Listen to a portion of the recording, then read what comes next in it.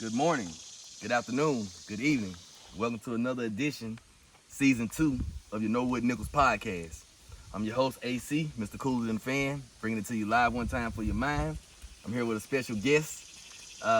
He's a future acclaimed author slash playwright, a brother I've met that's done great legit business and a great mind, I believe, and I hope you all perceive him the same way.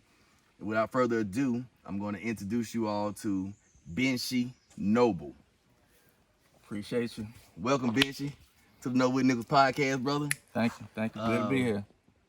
Normally I do the interviewing, but today I've been told that as a specialty, I'm actually going to get interviewed as well. So, without further ado, brother, fire away. All right, it's my first interview too. So you can just see where this goes. Tell me about Know What Nichols. All right, Know What Nichols is a word that was spoken to me by my mother when I was incarcerated. Before I hung up with her, she always would say, "I love you, baby. Don't take no wood nickels while you're in there." Mm-hmm. So that, to me, says, don't let nobody play me. Don't let nobody get over on me. And that just could be extended to the whole world. Just don't let nobody take advantage of you, get over on you, and play you. And that's what this system is built on. So at this point, I'm spreading the message that it's just no more wood nickels. I like that. It's original. Definitely. So what do you want to do with that? What kind of company or brand? What are we talking about? Overall, is a media conglomerate consisting of a radio station, which I have is called Run of the Mill Radio. Okay. Then I have a future television station that I'm gonna come up with. It's called POV TV, Point of View Television. Mm-hmm. And Know What Nichols would be the journalistic side of it, the actual media concept of just talking about the ills and the wheels of life and the different ways that we can actually overcome those travails that in which we may encounter. Right. So you told me earlier that you got caught up in the system. Oh yeah, that's the dragnet, man. The system is meant to disable you from becoming a productive member of the society. Mm-hmm. This society is built on oppression, and I definitely was caught up in it, just like so many of my brothers and sisters. So what led to that? What led to that? Drugs, selling drugs, robbing people, stealing stuff, just whatever I can do to be the most horrible individual I could be. I definitely worked hard at it, I worked very hard at being bad, I worked hard at being bad, so that's why I work so hard at being good now. Gotcha. Because of everything that I went through early. It showed me that if I could survive that, then it must be a purpose for me here. I know you deal with mental health and psychology and everything. I've been an individual who wanted to kill myself, who's attempted it, who's taken pills, and I'm still here. Right. So it's a reason I'm here. You understand? So for that purpose right there, I have to do something with it. Can't waste it. Right. Now you definitely have some amazing interpersonal skills. I think you need to lean on that, because that's a gift. That's a gift. You can have a lot of things working for yourself, a lot of things lined up, a lot of things in your favor. But without those skills, you're not gonna relate to people. When you're talking about making money, that's a social process. Correct. That's a transaction. You gotta learn how to relate to people, and you do that really well. It's a great thing. I'm an empath. I can feel when people feeling, I can feel when people feeling. So when I feel what you're feeling, my thing is always to try to make you feel better. Mm-hmm. That's my goal. Everybody around me, just feel better. Because I'm going to feel good, because I'm a self-starter. A lot of people aren't self-starters. Some people need that kick in the ass to get motivated. I don't need that. I know how to kick myself in the ass and get motivated and just jump onto it, whatever the task is. Procrastination is a part of the nation, but at the same time, you can always, once you start a project, at least it's started. Right. That's the hardest part. Yeah, the main thing is, your project is a beginning and an end. Your project one day will end. The project that is you. Mm-hmm. So what you do between your beginning and your end is up to you. It's facts. What you got for me? Come on, I like this right here. So we get a lot of depictions of prison life, in the media, like TV, movies. What haven't people seen in mainstream media? And I've seen some prison movies and stuff, so I think the one thing they're missing is the dehumanization concept of what goes on when the lights are off, or when you're alone, when that inmate is alone and he hasn't received mail in forever, not realizing how many bridges he's burnt or she's burnt prior to entering that situation they're in. And you can't, even though you might have changed yourself because you're in that situation, the people on the outside still hurting from whatever your actions were. Right. So the dehumanization comes from when the system sees that you have nobody or nothing and you're fully dependent on the system. Yeah, you're disregarded. You're human scrap. They feed us the worst possible diet that anybody can eat in the world, with full of soy and GMOs and everything else. The medical health system is nil. You know, they got students from NC State practicing surgeries on people. You know, this is the dehumanization of it all. Just total dehumanization, man. You're not a human anymore once you become a number. You know, luckily I only had to do a few days in county.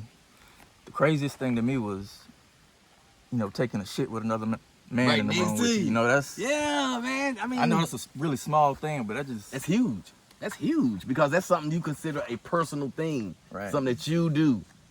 But no, not there. Not there. You in that little cell and you can't help but smell it. So just imagine. Yeah, it ain't supposed to be like that. Hey, no disrespect to anybody from Pakistan. I love Pakistanis. But I had a roommate, man, and he was Muslim, and when he would shit, it was the worst smelling thing ever. And I know y'all use your hand to wipe, right? Make sure I ain't tripping. I think y'all use your hand. Because he was using his hand. He was saying that's what they do. So I'm not being disrespectful here. I love all. I hope all love me. But the brother was doing some weird stuff, man. Maybe it's weird to me because it's not my culture. So I state that as weird. Yeah. You told me you were currently reading Napoleon Hill. Yeah. It's called Outwitting the Devil. Outwitting the Devil? Yeah, I remember you said something else. You were saying something else, but it was basically the same thing, though. It was something about the devil, but you said another word. I was like, no, I don't think that's it, but it was right there at it, though. It's called Outwitting the Devil. Right. Yeah, you know, and the devil comes in many forms. And most time I tell anybody they want to see their devil, look in the mirror. Right. If you want to see your God, look in the mirror. You know, everything begins and starts with you. You are the nexus point of the good and the bad that occurs in your life. Period. Yeah, those are spirits, but we the ones that do the work behind it. Correct. Correct. That's real. I'm reading your book too, though. Yeah. The play. I'm reading the play right now called Rigor. Just I mean, he interviewed me, y'all, but I still gotta let you know, like, the man is a playwright and an author, and he's got, how many books you got right now? Got 3. 3 books. Got And 3 what's the going right titles now. of them? I have Miseducation of a Negro Psych major. I'm gonna pause real quick, y'all. Petty Thoughts. Okay. And The Rigor. The one that you're reading right now. The Rigor, yeah. Yeah. Okay. Now, 2 of those are stage plays. Miseducation is more of almost a satire piece. A satire piece. Is Yeah. it autobiographical? Is that it? Autobiographical? Somewhat, but it's really more of a joke. Like, the whole premise behind that one is that you got a student at a HBCU. Okay. He has a white professor who he doesn't feel is, taking the class serious enough. So he had an assignment to do a 3-page paper. Okay. And 2 weeks to do it. He decided to, prove a point, put out a whole book. Oh. So instead of handing her 3 pages, that 2 weeks later, gave it a book, said, This is what you want right here. basically, we over here teaching ourselves, So the message, do you want to tell the message of the book? Well, No. they're Tell them where to gonna- get the book from. Tell them where they they're can get the gonna book have to from, man. Tell them where pull to their get the book own, from. pull their own meaning out of it. Right. I'm gonna leave that right there. But yeah, everything is on Amazon right now. Amazon. If you look up Benshi Noble, that's my pen name. How you spell it? That's BENSHI Noble, spell like Noble. Noble, my people. Yeah. Noble. Please support the movement, because what'll happen is you'll actually get something out of it yourself. You think you're going to do him a favor and purchase his item, but you're actually going to purchase something that can enlighten you, help you grow, help you learn a little bit more, figure out some other stuff in your life. You understand what I'm saying? That's what I'm hoping. I come across so much in my studies now that I really wish that I had known or appreciated when I was younger. You still in school right now, though, right? I am. I took the long road. I graduated in 2000 from high school. Okay. Started at the Tech in 2003. Mm-hmm. Took me 4 years to complete that 2-year degree. Okay. And when I did, I, pretty much already lost my passion for it. And what was that degree in? That was psychology. That was psychology. So you going And now, you can go back to do your bachelor's. It took now. me 15 years to go back. Okay, well, it's a process, man. They call us adult learners. Yeah, that's what they call it. Yeah. Yeah, but that's good though. Some adults are already stuck in one mode and they not even trying to do nothing, bro. And on the backside, look at you, still seeing evolution is possible, growth is possible, change is possible. I really feel like Amos Wilson. He's I think he's had a doctorate in maybe African American history or something. Maybe it might have been psychology. But either way, his whole idea is that psychology should be a foundation for any type of serious progress for the black community. Mm-hmm. Because especially right now with the power of the media, folks just are unaware of the conditioning and complexes that we're falling victim to. So if you're not aware of what's going on, how can you avoid it? If you don't even know it exists. I'll give you one example, like an inferiority complex. I'm got nothing against interracial dating, but you'll oftentimes see, black guys who can do better than the white women that we see them with. Right. It's because they got an inferiority complex. That by being with a white woman, they feel that they're a better statue, period. Doesn't matter if she fits the guidelines of the look that he wants. Just her skin alone says, and black women do it too. We date down when we date out. Oh. Like I said, that's the red bird, blue bird concept I was talking to you about. I'm telling you, it's so deep. A couple of days ago, I was editing a project, and you're supposed to capitalize white and black when you put it in front of, a person. My natural inclination was to capitalize white and keep black lowercase. Wow. That's how deep the conditioning is. You know what I'm saying? But in my mind, I don't really think we black anyway. You understand? I don't believe we African American. I don't believe we Negro. I don't believe we none of that, right? What are we? I don't know. I don't know what we are, right? I don't want to classify us as humans or anything that they don't gave us as a descriptive point to who you are has to be whitewashed. And it's okay to say you don't know. That's one thing that people have to understand. It's okay to say you don't know. Because if you're only regurgitating what somebody else told you that you are, do you really know what you are? Yeah, you just a parrot. You understand? It's parroting everything you hear. They told us about male and female. They told us about high, low, on, off. They gave us our language. This is not a language that we're communicating with right now. But how many original thoughts do you really have? You understand? Yeah. So that's where I'm at with, I don't know nothing about nothing. That's why I'm out here exploring with everybody.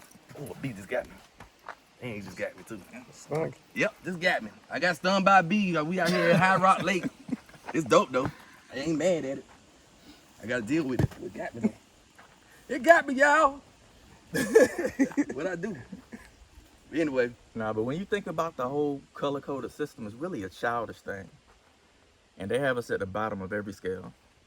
You got black, you're gonna lighten up a little bit, so you go brown. Then you got red. And then you got yellow with the Asians. Right. Which is supposed to be the model minority is what they call them. The model minority. And then you got the white people at top. You know what I'm saying? It's a childish system, but that's a totem pole that we've been working with for a long time. Facts. These are just made up things. Red men, black men, yellow people. What are we really talking about? We're not talking about any of that. What are you talking about? Not in real life. Not as life. So listen, this is what we're gonna do, y'all. We're gonna pause this interview for a moment because I think we're getting attacked by bees at this point. So we out of here. Peace. Yeah.